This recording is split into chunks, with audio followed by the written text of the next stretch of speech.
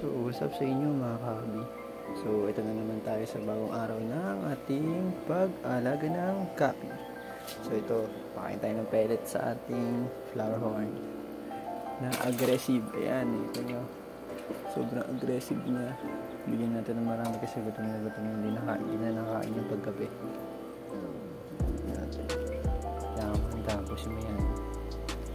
Tapos agapin natin malalaki, magpapakain tayo ng Taiwan, APK. Ito kasi yung pinag-groom natin kaya mabilis siya gumanda. BBS, APK, tapos Watchupong. So, yun yung alternate na pakain ko sa kanila. Wait lang, nahulog na. Okay ko, baka kainin. Uy, meron pa pala dito. Pansin nyo minute ng ganito kasi yung flower na yun, tumatalon yan. Eh, malaman ko yan. Ayokong tumalon. So, ito nga pala yung mga pastel natin na nagpa-platinum. Nagpa-platinum din pala yung mga ganito yun. Kagaya ng HB Blue natin dito na breeder. Ayun, nagpa-platinum. So, ayun, may dalawang fry na ako nakita lumalang. Uy, malaki ah. Siguro, ano pa to? Last 3 days ago pa nabuga itong dalawang fry na to. Kaya medyo malaki. So, may nagdag lang tayo ngayon. Dito may buntis dito ng Tuxedo ko eh. May pang-out ako ng Tuxedo ko mga brother. 150 lang ang trio. So, ito pala ngayon. Pipiliin ko to. May kukunin ako dito sa mga feeder niya. Medyo mas maliliit na size. Kasi ilalagay ko dito ngayon. Dito. Wala na kasi naman to. Tinecall kasi nung isang buyer natin from Taguig yung all meals natin na Tuxedo ko yun. So ito din nire-review ko pang ABT kapon yan nilagyan ko yan. Ito din may kukuha din nito bukas isa sa buyer natin na yan, HB Blue yan, kitang kita naman yun. Tapos kung gaano kalaki itong female na to yan, kukuha na bukas yan, papaship natin sa Taguig din. Yan, yung kumuha din ng mga male na Tuxedo natin, siya din yung kukuha. So, ito pala, pipiliin ko yung mga male dun ng maliliit na male ng feeder. So, dito din, yung magkapatid naman to, mas huling batch lang to. Malaki na yung mga male dito kasi inahabol niya yung nandun. So, ililipat ko na lang sila dun sa may tab para mabilis sila lumaki. Iwan ko yung female dito. Para nakabukod na. Kasi ito, matatakaw, nag-BBS na. Gusto pa ng APK. Si ABT kong isa, natatago. Eh, natatakot lagi. Oh. So, wait lang, mamaya. Tanggalin kita dyan. Pakasta kita dito kasi bala ko na ilipat to eh. Itong dalawang female kasi buntis na to eh. Kaaway eh. So, ito yung breeder natin eh. Ginagawa akong breeder. Pinapag-groom ko pa.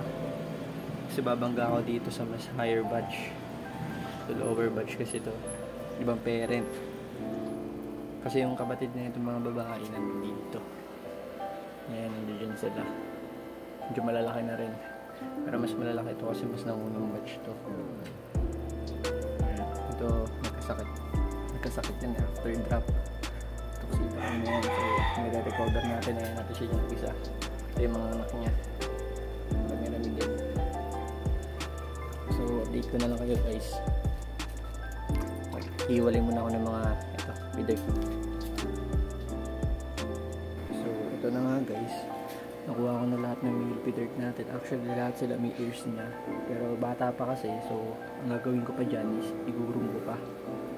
Yan, kagaya nito. Dito yung mga ginugroom ko. Ito yung mga nilipat ko. So, datidagan ko dito. Siguro mga 5 pa. Para 10 sila dyan. So, maglilipat din ako dun sa tab.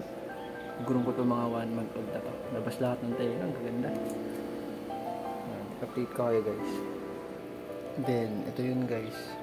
Binalik ko na yung ilan dito. Kasi napilian ko na sila. Ayan ulit sila.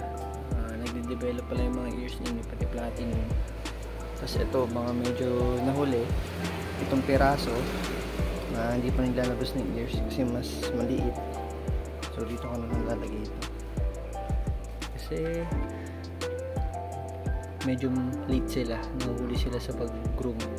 So, iyan ko sila dyan. pipito lang sila dyan sa ano, para hindi rin lamukin. Kasi madaming lamok pag ano.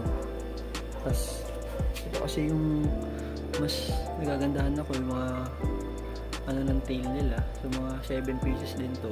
Dito madami sa kabila. Ito magaganda yung mga hulma ng tail, body, color, nagka-platinum. Ngayon dyan, igugroom ko sila dyan.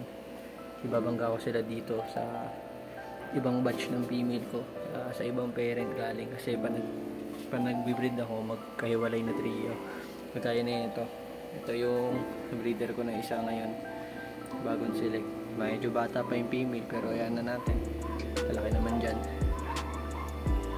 So, yun lang guys. Papakain mo na ako ng EPK. Thank you.